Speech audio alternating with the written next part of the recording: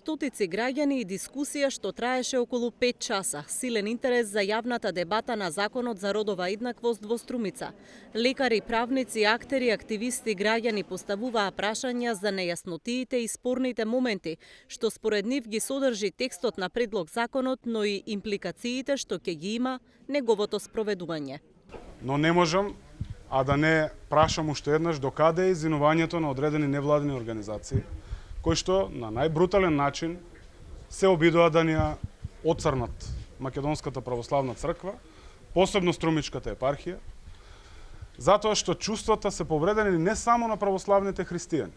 Чувствата се повредени и на муслиманите, чувствата и на протестаните, и на католиците, буквално на сите, дури и на атеистите кои што црквата ја третираат како објект од културно наследство.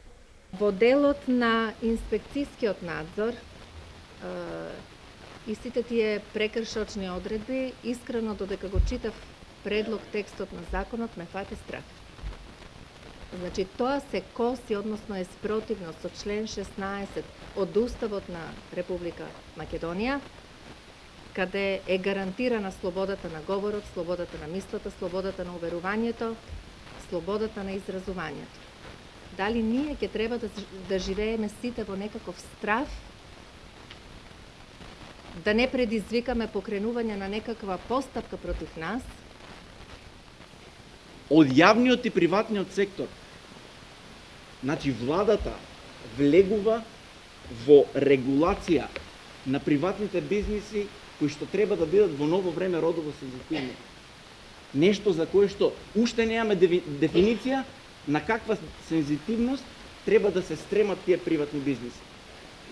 Министерката за труд и социјална политика вели дека законот е во работна верзија и забелешките од јавните дебати ќе се вметнат во конечната верзија.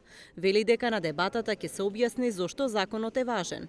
Ќе зборуваме за алатката која што е најважна, кога зборуваме за внесување на концептот на родовата еднаквост во политиките, стратешките документи, тоа е родовата интеграција, и секако ќе зборуваме за секретаријатот за родова еднаквост, кој што треба да биде ново тело воспоставено во владата, а всушност ќе се подигне статусот на постоечкото оделение за родова еднаквост.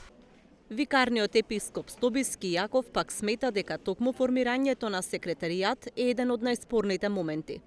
Значи, за да помине овој закон во оваа форма, не му треба ништо друго. Треба да остане поимот род и да остане секретаријатот, таа супер моќна структура, легитимна инквизиција, која што ќе го спроведе и ќе го изгради повторно во собраниската процедура, ова што го критикуваме и во подзаконските акти, кои што ќе ги има 1 милион.